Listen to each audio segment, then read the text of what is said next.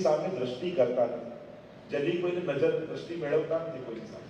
અને પુષ્ટિ માર્ગમાં તો એમે કૃપા કટાક્ષ હોય છે, કટાક્ષ દ્રષ્ટિ હોય છે, ચરણ તરફ દ્રષ્ટિ હોય છે. કે આ સર્વ જીવો બ્રહ્મ સંબંધ લઈને ચરણમાં પડ્યા છે, એટલે ઠાકોરજી એ જીવોને જોઈ રહ્યા છે, એટલે કટાક્ષ દ્રષ્ટિ. પુષ્ટિ માર્ગમાં સામે નજર નથી, દેવતાઓ સામે જુએ છે, પુરુષોત્તમ ચરણમાં જુએ છે. આ પુષ્ટિ પુરુષોત્તમની દ્રષ્ટિ ચરણારવિંદ કરે છે. અને તમે નેત્રોને જુઓ તો આમ ચરણ તરફ ઝૂકેલા હોય તો આમ નૌકા જેવા લાગે, નાવ જેવા લાગે. મોહન નૈના આપકે नौका के आकार, मोहन नैना आपके नौका के आकार, और जो इनमें बस गए हो गए भव से पार. જે આ નેત્રોમાં વસી ગયા તો ગૌપાલ થઈ ગયા. પ્રભુના નેત્રો પરમ અલૌકિક છે. એટલે મહાપ્રભુજી પણ મધુરાષ્ટકમાં કહ્યું નયનમ મધુરમ, આપના નેત્રો મધુર છે. કારણ કે આપની બે પ્રકારની દૃષ્ટિ શાસ્ત્રોમાં બતાવી, એક કાલ દૃષ્ટિ અને બીજી કૃપા દૃષ્ટિ. મહાભારતના યુદ્ધ સમયે અર્જુનને ભગવાન કહે છે કે મેં દ્રષ્ટિ માત્રથી આ સર્વના આયુષ્યનું હરણ કરી લીધું છે, તારે તો ફળિયાદ પાડવાની છે. આનું આયુષ્ય મેં દ્રષ્ટિ માત્રથી હરી લીધું. આ છે ભગવાનની કાલ દૃષ્ટિ. અને કૃપા દૃષ્ટિ એ ગોપીજનો પર ઠાકોરજી કરે. રોજ ઠાકોરજી ગાયોને લઈને જ્યારે ગોકુળથી વ્રજમાં પધારતા હોય, વ્રજથી ગોકુળમાં પધારતા હોય, ત્યારે એ ગોપીને રોજ મનમાં મનોરથ થાય કે ઠાકોરજી મારી સામે જોઈને દ્રષ્ટિ કરે તો કેવો આનંદ આવે. પણ ઠાકોરજી રોજ પધારી જાય. આજે ના મનમાં ઉત્કંઠતા થઈ, મેરે નંદ નંદન મેરી ઓર કબ નિહારે, કબ દેખોગે મેરી ઓર નાગર નંદ કિશોર. લાલસા થાય. જેમ પ્રેમ કરવાની લાલસા હોય ને, પ્રેમ પામવાની પણ લાલસા. એક તરફ પ્રેમ નથી હોતો, પ્રેમ હંમેશા પરસ્પર હોય તો જ એનો આનંદ હોય.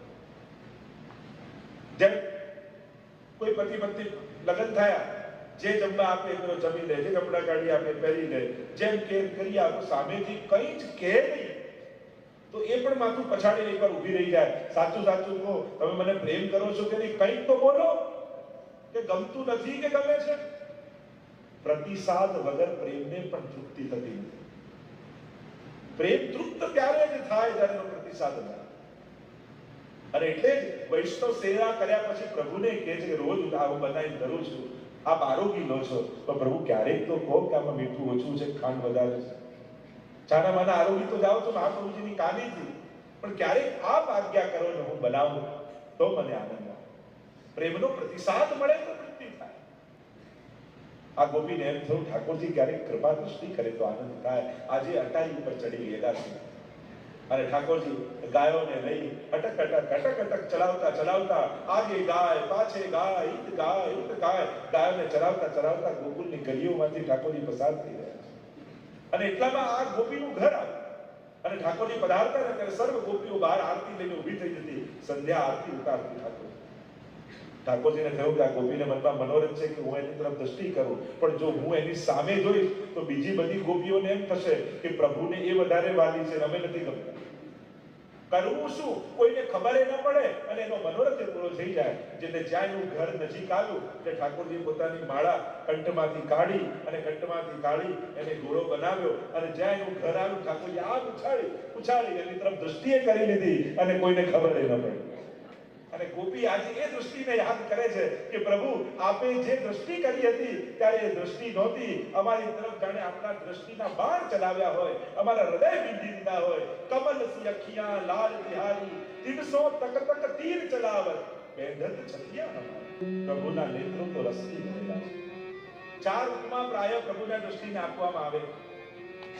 એક મત્સ્ય જેવા નેત્ર, બીજા ભ્રમર જેવા નેત્ર, ત્રીજા કમલની પંખુડીઓ જેવા નેત્ર અને ચોથું ખંજન પક્ષી જેવા નેત્ર. પ્રાય 4 ઉપમા પ્રભુના નેત્રોને આપવામાં આવે છે. પ્રભુના નેત્રો મત્સ્ય જેવા છે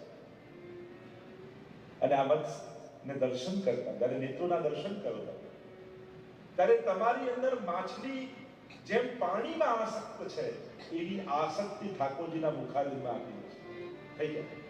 જે માછલી જલ વગર રહી ન શકે એમ જ્યારે એ નેત્રોની કૃપા કટાક્ષ તમારા ઉપર પડે તો તમારી અંદર પણ એવી આસક્તિ પ્રભુ દર્શનની થઈ જાય કે પ્રભુ દર્શન વગર એક ક્ષણ ન રહી શકે.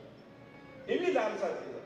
કૃષ્ણ દરસ સો અટકી ગ્વાલિન, કૃષ્ણ દરસ સો અટકી, બાર બાર પદઘટ પર આવત, સિર જમના જન્મ.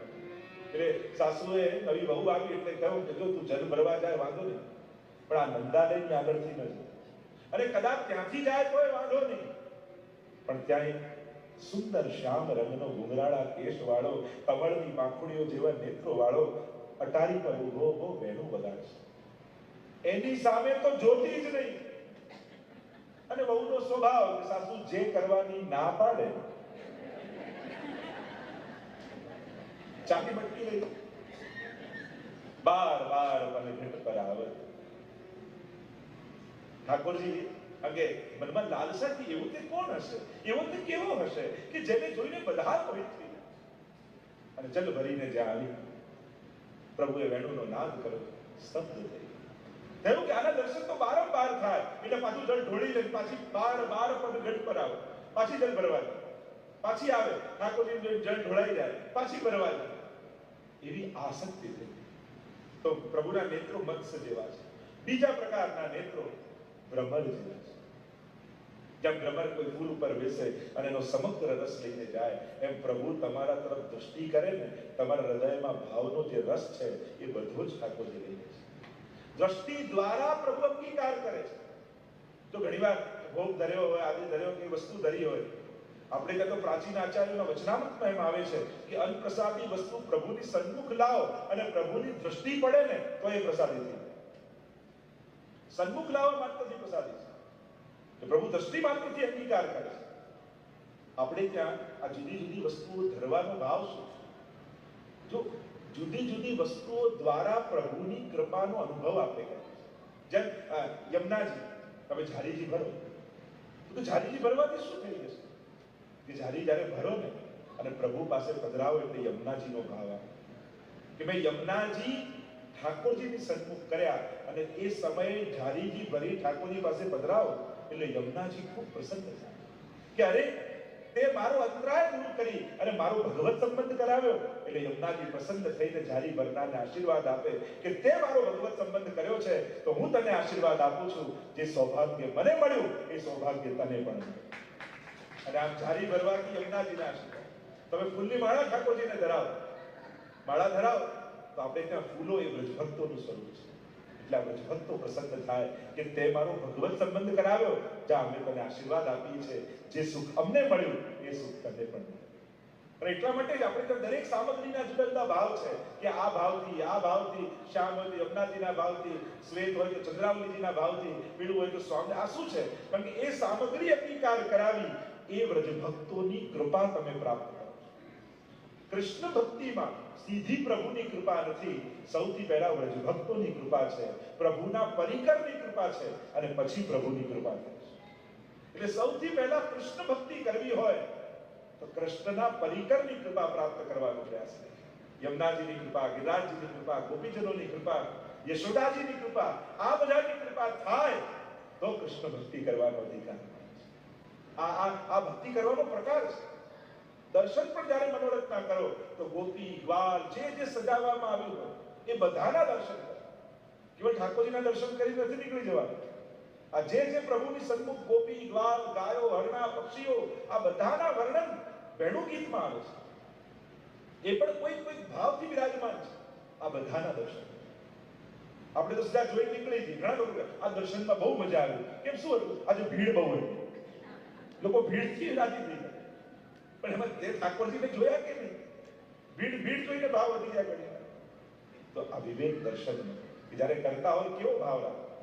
સજાવટના પણ મનોરથમાં એ પણ વિવેક રાખો. ઘણી વાર શું થાય, જેટલી વસ્તુ ઘરમાં હોય બધું કોઈ પણ મનોરથ થાય તો ગોઠવી દે ના, પણ કયા મનોરથમાં ગાય આવે, કયા મનોરથમાં સખાઓ આવે, કયા મનોરથમાં ના આવે. તો જ્યારે જે મનોરથ કરો એમાં કઈ વસ્તુ આવે ને ન આવે એનો વિવેક રાખવાનો. ઘરમાં જે બધું હોય બધું બધા ના ગોઠવી દે. એનો વિવેક છે, એનો ભાવ છે. જે ભાવનો મનોરથ હોય એ પ્રકારે સજાવો. તો મૂળ વાત જે કરી ગયો હતો, પ્રભુની દ્રષ્ટિ એ ભ્રમર જેવી છે. દ્રષ્ટિ જેમ ભ્રમર રસનું ગ્રહણ કરે એમ પ્રભુ પણ દ્રષ્ટિ માત્રથી એનું ગ્રહણ કરે. તમે દર્શન કરો તો ઘણી વાર વૈષ્ણવને કહું કે બીજું કઈ ન થાય તો 5 મિનિટ ઠાકોરજી આગળ ઊભા રહો. આપણને જ્યારે દેખાશે પણ એ આપણને જોઈ રહ્યો છે એવો ભાવ રાખીને પણ સામે ઊભા.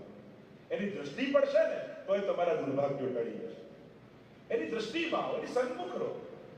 એની નજર પડવા દો તમારા ઉપર, એની દ્રષ્ટિ પડશે તો મને દુર્ભાવનાઓ સર્વ સમાપ્ત થઈ જશે. ત્રીજો પ્રકાર, કમળની પાંખડીઓ જેવા નેત્ર છે. તેમ તમે કોઈ કમળની પાંખડી તોડો તો કેવું સુંદર એનો આકાર હોય, પ્રભુના નેત્રો આવે છે. કારણ કમળ કોમલ હોય, કમળ શીતલ હોય અને કમળ સુંદર હોય. તો પ્રભુની દ્રષ્ટિ પણ એવી જ છે, કોમલ છે, શીતલ છે અને સુંદર છે. એક વસ્તુ યાદ રાખો, પ્રભુના આંખો પણ સુંદર છે અને પ્રભુની નજર પણ સુંદર છે. બાકી આ દુનિયામાં ઘણાની આંખો સારી હોય છે પણ નજર સારી નથી હોતી. ઘણી વાર કે નાની નજર બરાબર નથી, તમે ડોક્ટર પાસે ચેક કરાવો અને આંખો કદાચ ચેક કરી આપે પણ એની નજર કેવી છે તો કોઈ ગુરુ પાસે જવું પડે, એ ડોક્ટર ચેક ન કરે. બધો આધાર છે એની જતી વખતના જોવા પર, બધો આધાર છે એની જતી વખતના જોવા પર. મુલાકાતથી નથી મળતા મોહબ્બતના પુરાવા. સામે ઉભેલા તો બધાય સારા હોય પણ છૂટા પડતા હોય ત્યારે છેલ્લી નજર એની કેવી છે એના પરથી ખબર પડે કે મળવાનો કેવો આનંદ આવે છે. આ લાલસા કૃષ્ણ દર્શન, આવી તત્પરતા, તો પ્રભુના નેત્રો કમળ જેવા. શૃંગાર સ્પંદનમાં તો ગુસાઈજી કહે પ્રભુની દ્રષ્ટિ એ ત્રણ વસ્તુનું હરણ કરી લે છે, વિવેક, ધૈર્ય અને લજ્જા. જેના પર પ્રભુની દ્રષ્ટિ પડે એને દુનિયાનો વિવેક અવિવેક જતો રહે, એનું ધૈર્ય તૂટી જાય અને એની લજ્જા જાય. એવા પ્રભુના નેત્રો. આચાર્ય તો કહે કે ચાર અમૃત પ્રભુની દ્રષ્ટિમાં બિરાજે છે. કોટી ચાંચલ્યામૃત, મંદ હાસ્યામૃત, આરુણ્યામૃત અને લાવણ્યામૃત. આ ચાર પ્રકારના અમૃત પ્રભુની દ્રષ્ટિમાં છે. એટલે ચાર રંગ પ્રભુની દ્રષ્ટિમાં છે. પ્રભુના નેત્રોને ધ્યાનથી જુઓ તો ચાર રંગ તમને મળે, જે ચાર યુથના રંગ છે. શ્યામ કીકી હોય, પીળાશ આગળ હોય, પાછળ લાલાશ હોય અને શ્વેત નેત્ર. આ ચાર રંગ, ચોવા, ચંદન, અબીર અને ગુલાલ, આ ચાર રંગ હોય છે. આ ચાર યુથના ભાવ છે અને આ ચારેય યુથ જે ગુંજામાળામાં હોય તો આ ચારેય યુથ પ્રભુની દ્રષ્ટિમાં વિરાજમાન છે. એવા પ્રભુના નેત્ર છે. અને એટલા માટે ગોપીજનો ગાન કરતા બોલ્યા, ગોપીજનો સંબોધન કર્યું. તો જ્યારે પણ કોઈના માટે કંઈ કહેવાતું હોય ત્યારે બે વસ્તુની મહત્તા. આપણે જૂના જમાનામાં પત્ર લખતા ને તેમાં બે વસ્તુ બહુ મહત્વનું, એક હતું સંબોધન અને બીજું હતું વિરામ. તમે સંબોધન બહુ જેમ પેલા પત્ર લખે જય ભારત સાથે જણાવવાનું કે સંબોધન કરે. જેના માટે લખતા હોય, નાના હોય તો પ્રિય કે, વડીલ હોય તો પૂજ્ય કે. સંબોધન કઈ રીતે બોલાવો છે બહુ મહત્વનું છે. ગોપીજનો સંબોધન કરે છે, હે સુરતના, હે વરદ. બે સંબોધન કરે.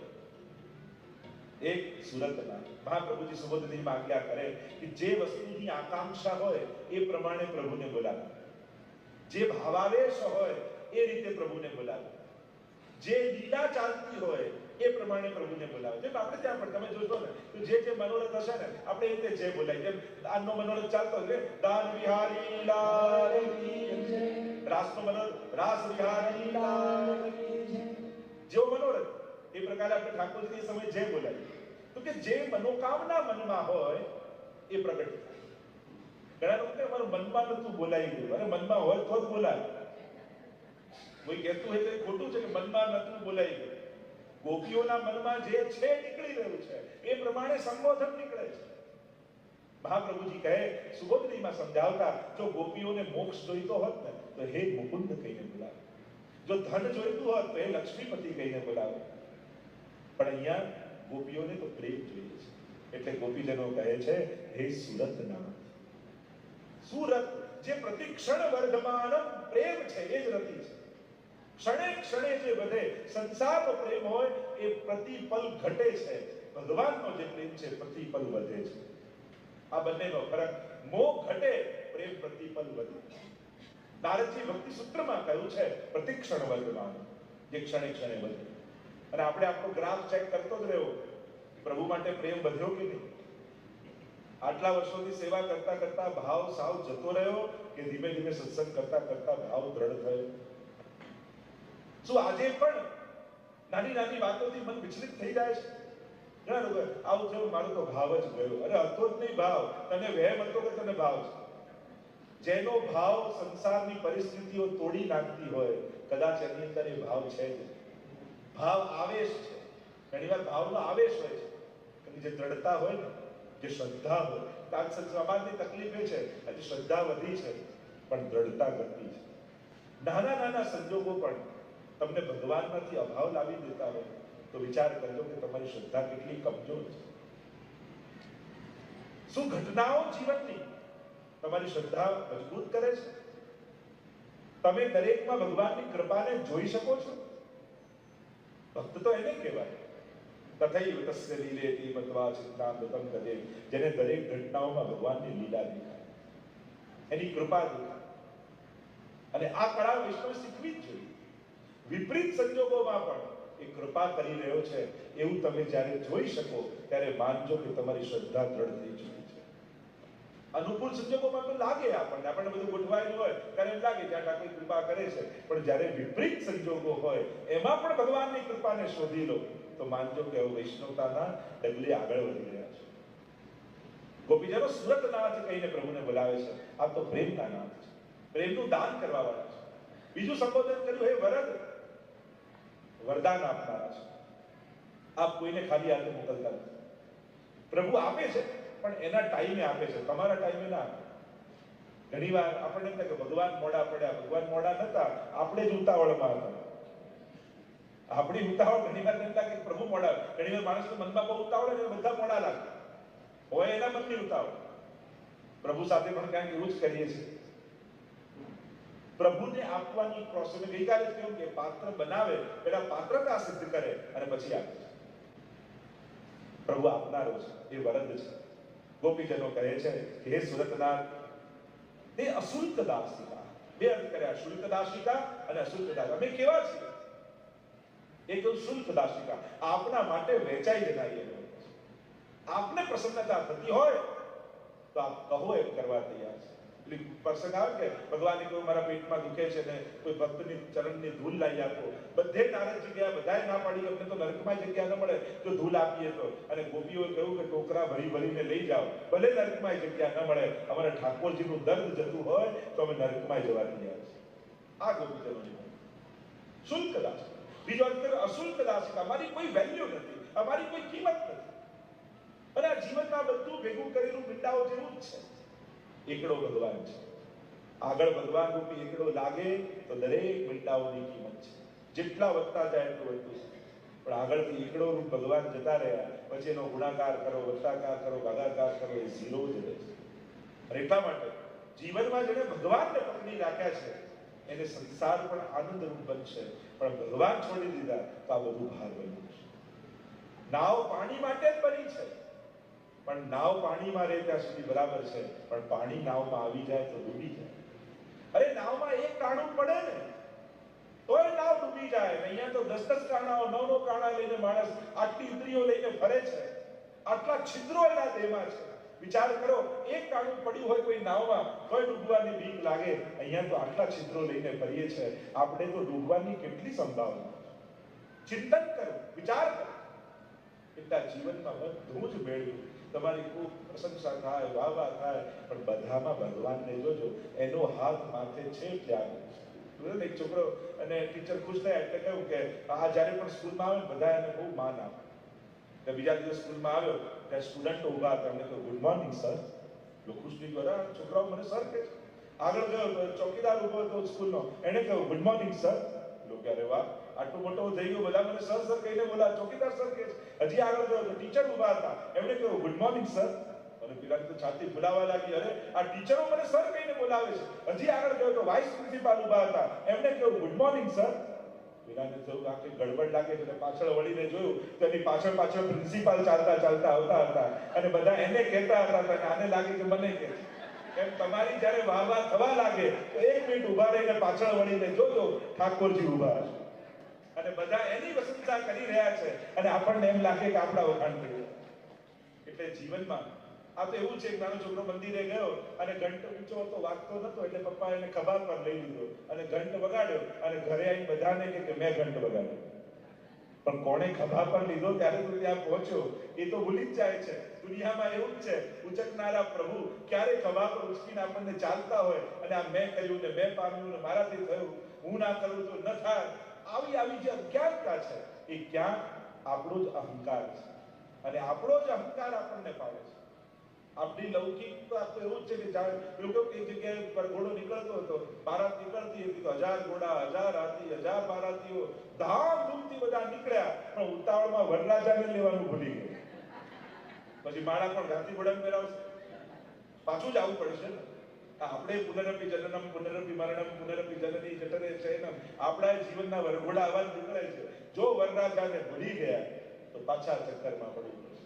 મને તો આશ્ચર્ય એ જ થાય કે જે 2 ટંક જમાડે છે પેટ ભરીને, શું એને ધરવા માટે મિશ્રી આપણા ઘરમાં નહીં અને આપણે આપણી જાતને વૈષ્ણવ કહીએ? જે આટલું સુંદર ઘર આપણને આપે છે એના માટે આપણા ઘરમાં 2 બાય 2 નું ખાનું નહીં અને આપણે આપણી જાતને વૈષ્ણવ કેમ કહીશું? જેણે આખું જીવન આપ્યું એના માટે 10 મિનિટ પણ આપણી પાસે નથી, પછી આપણે આપણી જાતને વૈષ્ણવ કેમ કહીશું? વિચાર તો કરો કે જે આટલું આટલું અનુકૂળતાઓ આપણા જીવનમાં પ્રગટાવે છે, આ બધું જ કરી આપનારો પરમાત્મા, અને એની પાસે એના માટે આપણને સમય નથી. गोपीजनों कहे छे हमें तो अशुद्ध दासिका, जैसे सूरदास जी ने कहा सूर कहा कहे द्विविध आंधरो बिना मोद के चले. अशुद्ध दासिका अशुद्ध दासिका બંને પ્રકારના અર્થ કર્યા.